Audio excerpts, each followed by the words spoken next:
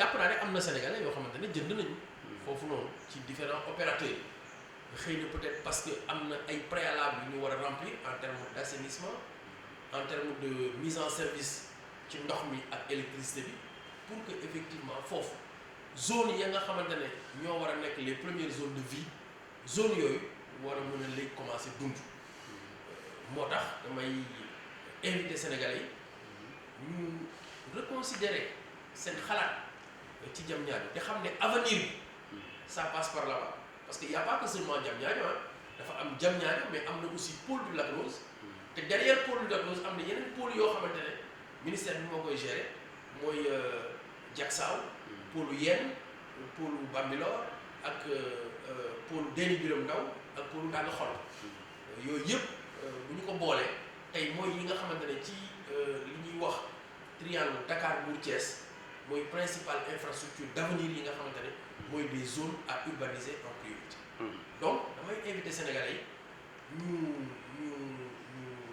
xalaataat ñu xoolaat ñu bokkaat ci communication wu pôle bi ñu participer pour ñi ñu loolu participer suñu mënee ñu souscrire parce que avenir bi foofu la ñetteel ba moom mooy dina am beneen infrastructure bu importante boo xamante ne mooy ñëw aussi accélérer xëy na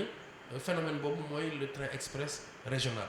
parce que gis nañ ne que la dernière fois président nee na dañu taxi lu tuuti fii ki weer incha allahu rabbi danañu mettre en service effectivement cet important instrument de transport et de déplacement urbain. waaw mbënn bi fi mujjee am gis nañ ne problème mu assainissement dafa nekkaat au goût du jour nit ñi commencé waat naan dëkkuwaay yi ni ñu koy tabaxee naam ñenn ñi sax dañuy dem ci bas-fond yi nga xam ne foofu yoonu ndox la dëkku ndox la ñu dëkk fa bés bu ndoxee ñëwee rek xam naa day jëlaat place am waaye aussi logement yoo xam ne conventionné ay logement yoo xam ne par exemple tey état ci boppam moo koy tabax wala yu mel ni HLM wala mel ni SICAP ñuy tabax est-ce que yéen a ngi farataal li nga xam ne mooy assainissement ci loolu parce que am na ñu jóg sax ne logement yi état yi di defar assainissement bi kenn sóoraale wu ko ci ba tax na foofu ñu leen yóbbu ba nit ñi fa dem surtout ñu jóge woon ci ndox ma bañ fa demee ndox ma da leen fa fekkaat. dëgg la waaw loolu lu am solo la te lu ñu war a jël en considération te loolu yàlla def na nag wax dëgg yàlla erreur yi ci am ku ne mën nga cee am sa wàll waaye dañuy rafetlu aussi taxawaay bi nga xamante ne président Macky Sall am na ko en terme de gis-gis laa wax de ak surtout pas-pas ak yéene ci mbir mi te daan si dellusiwaat bu baax a baax li tax ma wax loolu c'est parce que moom te loolu mooy cëram aussi parce que dañ ko fal moom dafa nekk koo xamante ne daf ci am héritage bu lourd ci wàllu boobu parce que dañu bàyyi on a laissé faire régime yu bëri successif ku nekk nga bàyyi nit ñi di sëkk di dëkk nit ñi di dëkkee nu mu leen neexee ñu bàyyi leen ci ba xëy suba nag mu doon bomb boo xam ne dafa claté moom ci boppam mu war ko saafara donc loolu moo tax li mu wax dama ciy ànd ak moom que ne moom la mu jot a def ci assainissement diiru bu mu toogee fii ak léegi nit toog na fi lu ko raw dajale ak ñeneen ñu fi toog lu ko raw te defuñu fi lu toll noonu donc ça mais de loolu aussi dafay nangu ne dafay bokk ci défi yi nga xamante ne moo taxoon ñu fal ko donc mi ngi koy relever waaye nag loolu lee lépp fii la xewee ci suñu kanam ni ñu régler problème bu Dalifort da ngay xam ne loolu méthode mi ngi ci woon ak pas-pas ak yéene ak aussi détermination ñu boolee plan décennal de lutte contre les inondations plus dooley le projet de gestion des eaux pluviales et d'adaptation au changement climatique moo joxe résultat yi nga xamante ne tey jii nii ñëpp a ngi koy rafetlu diggante Cité Soleil ak l'ensemble de Dalifort nga xamante ne kooku zone sombre la woon ci wàllu inondation tey Waxinaan ak Nimzatt ak Gounass foofu tamit ay points yu jafe la woon yoo xamante ne il fallait une détermination et une méthode pour régler problème boobu noonu zone yëmbal bi muy côté yëmbal nord ak côté yëmbal sud Daaru Salaam 1 ba 9 foofu tamit ay zones yu jafe la woon boo daan mës a jógee Tali Diallo romb Juma Mareen jëm route de Boune mel ne ku jëm ba yëmbal ginnaaw lak curuur ak waruwaay wax fa dëgg yàlla gis nañu jafe-jafe yi nga xam ne tar yi nga xamante ne moom la nit ñi daan dund ci inondation 2005 2006 tey boo ñëwee ndonte des na peut-être ay points yu ñu war a régler gis nañ ne que évolution am na tey RN1 problème la woon rond-point Case bi problème la woon Philippe Maguilène Senghor problème la woon Foire problème la woon loolu aussi dafa appartenir ci ni ñu ko urbaniser de manière précipitée ak ni ñu dogatee suuf si te fekk am na préalable yoo xamante ne rempliruñ ko loolu aussi fii la ñu fekk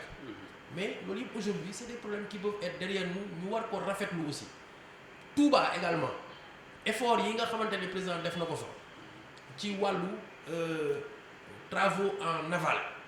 yi ñu doon def à Darou Rahman ak revitalisation bi ñu def revitalisation bi ñu def ci ñetti station yooyu nga xamante ne mooy Kër Niang marché Ocass ak Touba Mosquée ak liggéey yi nga xamante ne def nañ ko Bambey ak Malem Hodar ak yeneen zone tax na tey jii nii vraiment président jëmmal na boppam ci wàll boobu donc mais damay dellu si rek ci responsabilités yi les responsabilités elles sont partagées tey normalement lotisseur bu respecté boppam am na loo xamante ne waru ko nangu ci wàllu assainissement ci li nga xamante ne mooy lotissement bu boppam waaye nag dafay am ay moment parce que moom li nga xamante ne moom lañ ko sas mooy réseau secondaire bi mooy réseau bi nga xamante ne mooy wër li jëmmal terrain bu boppam ba mu lotissé waaye bu noppee te yooyu yëpp nag ONAS ak société concessionnaire yëpp loo ci laal dañuy valider étape bu nekk ne la lii baax na lii baaxul plan bi validé nañ ko plan bi d'accord ñu réseau bi fii la war a aw tuyau bi fii la war a aw lii moo jametu tuyau bële lépp dañ koy xool saytu ko nga soumettre ko ñu valider ko ndax loolu boo ko tabaxee ba noppi ci seen patrimoine lay dugg léegi nag boo noppee ñoom ñoo mën a xam fan la ñuy branché pour lay sotteeku ci ndox mu bon ak ndox mu taw yenn saa yi da nga gis koo xamante ne fee ca àll ba la dem def lotissement ñu war a dawal 30 kilomètres wala 40 pour defar ay tuyaux pour mën ko branché ci station d'épilation bi gën a jege xëy na loolee yéexal mise en service ba tax ñu prévoir woon xëy na tout à l'égout mooy maanaam assainissement collectif mujjee assainissement individuel maanaam ay fosse loolu lépp lu ñu war a étudier la mais jàpp naa ne loolu président am na ci gis-gis parce que nee na désormais beneen xalaat la ñuy demee te moom lépp lu mu engagé ci magistère am muy lu bees par exemple pôle urbain de Diamniadio gis nañ ne que moom tout à l'égout ci la dem waaye xalaatul maanaam lu nga xamante ne ay assainissement individuel lay doon lépp dafay doon du collectif ak à la clé ñu def fa benn station de traitement boo xamante ne ndox yu bon yi moom moo koy recueillir traité ko yóbbu ko feneen foo xamante ne war na faa mën a sotti. waaw Mamadou Kassé li nga xam ne moom mooy foncier. waaw moo naam suuf si ci wàllu Dakar ñu ne suuf si fii ci Dakaaru dañ koy saax-saaxee waaw yow SICAP ngeen di yëngu ci wàllu suuf maanaam ci wàllu tabax. waaw saax-saaxe boobu lu ko waral ak bu dee am na ñan ñoo ko def. waaw mais bon ça dépend ci lu ñuy wooyee saax-saaxe parce que xam nga suuf moom bu problème amee rek bu jógee mooy ñaari parti ku nekk dafay xëccoo moomeel gi bon ñun ñi def ñuy arrivé fan yee rek ci ginnaaw gis nañu benn ay wakaam yoo xamante ne ñun ci suñu ay type de propriété yu ñu yëkkati war ko désencombrer parce que dañu koo war a jox seen i borom ñoom ñu jóg ne seen suuf la bon xam nga ku nekk nag sa droit la ñu ko yëkkati bon man personnellement wàllu woowu wàllu presse dafa ma ciy xaw a déranger parce que suuf normalement ka ko moom dañ koy inscrire au livre foncier bu ma nee livre foncier moom mooy dafa am benn registre boo xamante ne képp ku moom daggit ci suuf boo génnee état de droit réel sa tur dafa war a génn foofu yow léegi bu fekkee ne d'accord loo ci loolu am nga ay yoon yoo war a jaar ak ay jumtuwaay yoo xamante ne yoon may na la ko pour que yow nga mën a xeex ba ñu retrouver la ci sa ay droit nga recouvrer sa ay droit mais mënuloo nit génne état de droit réel nga taxaw revendiquer suuf si ba tax na mu bëgg faa def dara te du ko mën a def loolu mooy benn injustice nag moom dana mën nay am mën nga sax moom sa suuf état am ci soxla ñëw teg ci loxoom loolu yoon may nag ko bu ko defee bu ndoppee mu dédommagé la wala mu wutal la feneen waaye nag dogotee ay suuf loolu moom wax dëgg yàlla pour nga def ko il faut nga am ci droit maanaam mu doon loo xamante ne sa moomeelu bopp la foofu la mbir mi démarré ari moom pour man droit li mu war a protéger mooy d'abord la propriété privée pays buy respecté boppam rek dafay protéger propriété privée maanaam yow Amadou Diouf yaa moom 150 mètres carrés yi nit waru ci mën a dogal dara même su dee yow fekk nga nit mu def fa barak toog fa c'est pas parce que toog na fa 20 ans que yow bis boo ñëwee war a def sa projet moom dafay ñëw na la man ñaar fukki at a ngi nii ma toog fi donc dafay mel ne maa ko moom loolu taxul mu moom saa yoo war a bëgg a def sa projet war nga mën a ñëw def sa projet problème boobu bi mu amee amaat moo taxoon état bi trouvé woon important de créer benn police du sol loolu moo indi création DSCOS muy direction de la surveillance et du contrôle de l'occupation des sols mooy maanaam lépp luy wàllu moomeel wàllu occupation irrégulière moom daf ci am gis-gis tax aussi ñu dégg ko ñi nga xamante ne ñoom la ñu gën a wóolu te jàpp nañu am nañ équidistance muy militaire gendarme yee ko yor donc DSCOS aussi il faut nit ñi di ko nangul liggéey parce que DSCOS moom sur la base du titre rek la mën a agir su gisee ne que yow da nga am sa titre bëgg a jouir ci sa ay droit te mënuloo ko parce que ñeneen ñu amul titre ña nga fa toog moom am na sañ-sañu ñu génne leen foofu. waaw noo jàngatee li mu ñi naan sama suufu maam. waaw xam nga suufu maam moom na nekk toujours rek suuf boo xamante ne topp ngeen ko ba ñu inscrire ko au livre foncier. ngeen téye kayit yi. waaw ngeen téye kayit. waaw bu ngeen amul kayit nag seen moomeelu bopp non xam nga tey bu doon tey dañuy reconnaître ci le fait que rek maamam suuf si wala sama maama ko moom mais bonjour les dégâts tey au Sénégal te bu fekkee ne defatuñu référence ci cadastrage bi ak livre foncier bi fan lañ jëm li gën a moderne li ñu am li gën a wóor li ñu am mooy